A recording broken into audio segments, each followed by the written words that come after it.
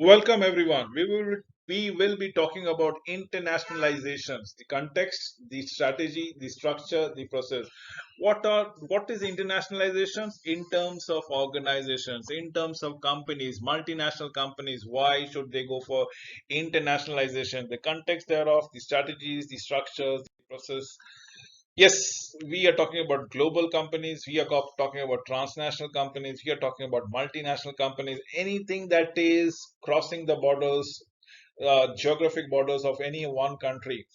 Transport when a business transport is business outside the home country, and each of its operation is a replication of the company's domestic experiences, whether it is structured geographically and involves subsidiary general managers. Company offering multiple products often find it very challenging to remain organized, need to have a common information system for accounting, finance, and management controls. We are looking at evolving into a multinational companies. Yes, when a company basically shift from their home countries to other countries in search of a newer market, uh, in search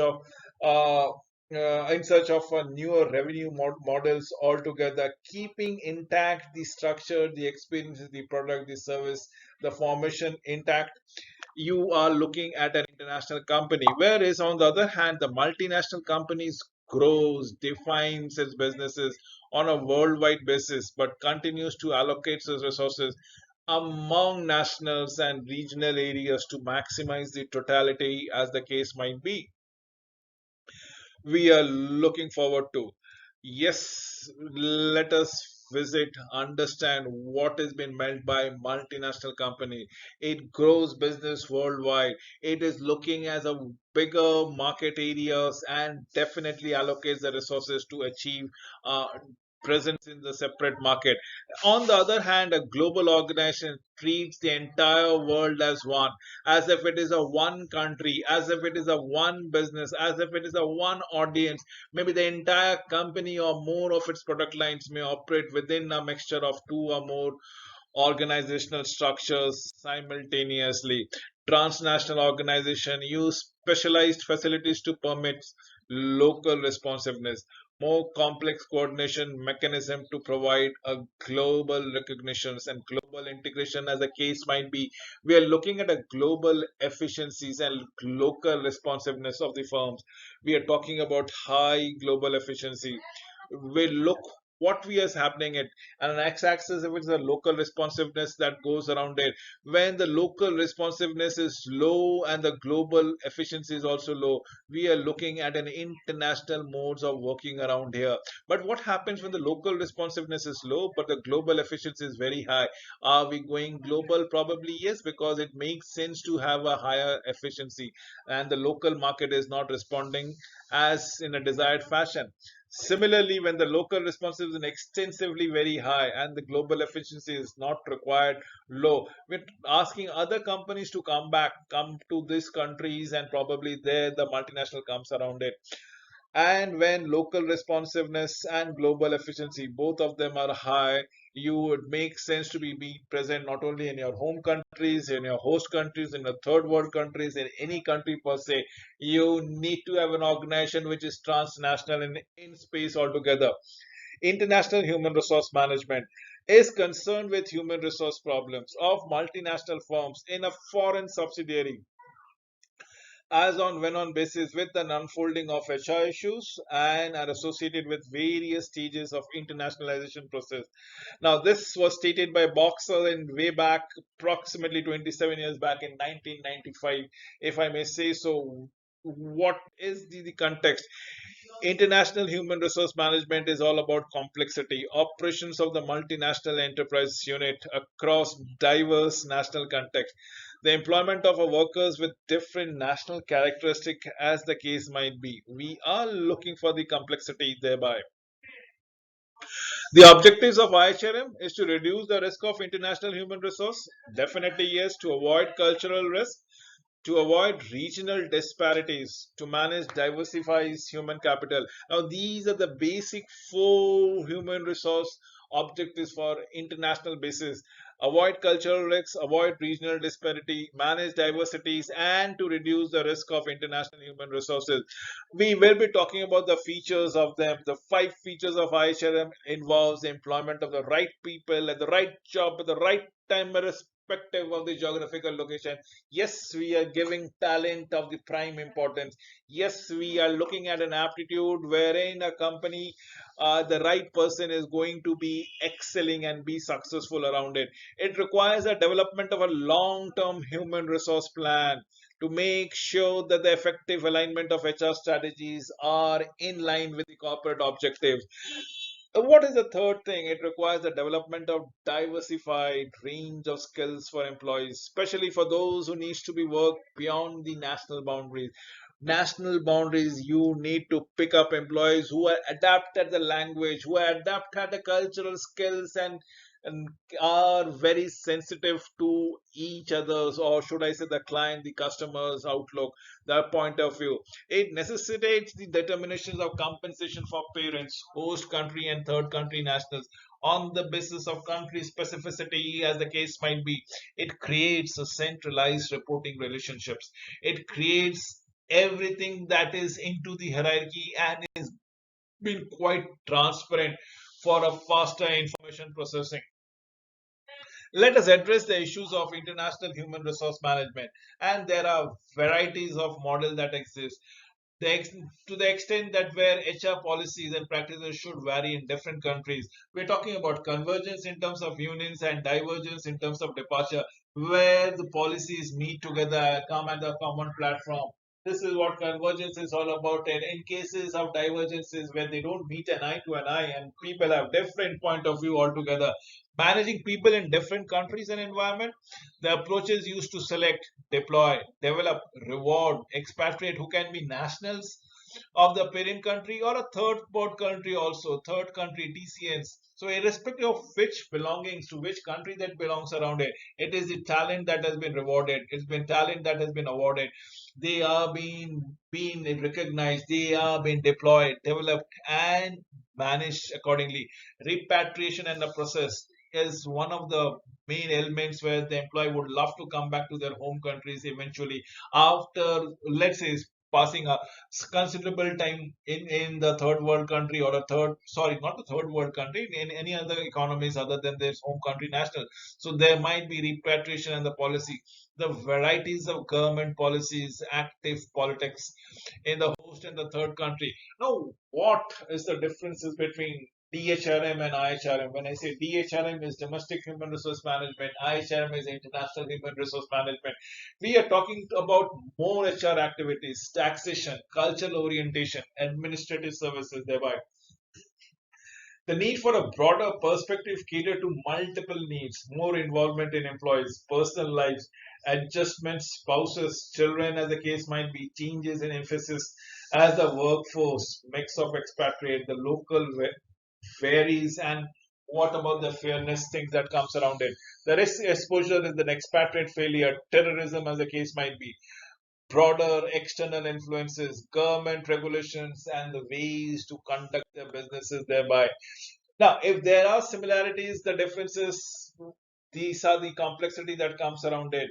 About in operating in different countries, there are different nationalities needs to be dealt with.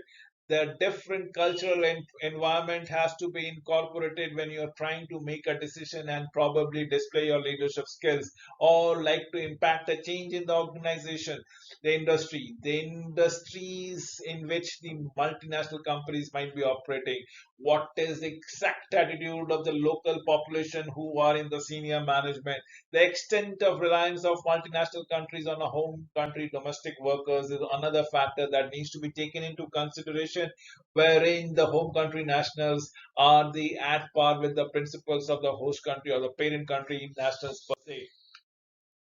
So variable that moderate the differences between domestic HR and international human resource management are the cultural environment, definitely said so. Absolutely well done if you want to go around it. The industry or the industries within which the multinational is actually involved, I have already said so. The attitude of the senior management plays a major role. So does the role of extent of reliance. about the companies on the home country nationals in the domestic market that comes around it. But most importantly is the complexity involved in different countries, different people, employing people from different background, different countries, that needs to be collated all together is what we are looking forward to it. The major differences. What are the major differences, if I may say so? The activities in terms of taxation. Now, you might be earning in dollars. In your country, it might be a different currency that goes around it. So, will you be taxed only where you have been earning, or will you be again taxed in your home country also, where you are repatriating the money, for example? In such case, you might be end up paying taxes twice, even if from the same earning that has been going around it. So is it fair enough? International relocation, expatriate remuneration is an issue. Performance appraisals and cultural training appraisals that comes around it is one of the prime importance. Increased complexities are currency fluctuation, foreign HR policies and practices, different labor laws as the case might be. Increase involvement in employee personal life, for example the taxation, the voter registration, the housing, the children education, the health, recreation, the spouse employment. Now you would like to work, your spouse would love to work, they might like to stay together, and if you are repatriating, expatriating, or probably doing anybody who has been transferred to a different location, different countries, these things affects the complex employee mix in terms of people from different background, be it cultural, be it political, be it religious, ethical, educational, and legal background. So there are complexity that works around it. Increased risk in terms of emergencies exists in the serious illness, personal security, kidnapping, and terrorism. Now, this is a classic example of what is a host country national's home country national and the third country national, wherein we are looking at the human resource activities per se, then the type of employees. Now, if we look into utilize, procure, allocate the host country national, the parent country national, and the third world country nationals being located anywhere, and probably this is the paradigm that comes around it. P. Morgan's model of IHRN is a classic model and probably is a time tested model which goes a long way to go around it. Please understand the host country national is where the company has been located. The company's origin might be the parent country national where the company is originated as, but host country is where the company is operating their operations all altogether. Third country nationals would be the organizations or the will be the people who is working in not in their home country but in a not even in the parent country. Parent country, when I say, is about the company, but working in a host country national. So, country, a citizen of US working for a US company in US is a home country or parent country national. US citizen working for a US company in US is a parent country national. But a US citizen working for a US company in Europe is a parent country national. An European working for a US company in Europe is a host country national, European country, if I may say so.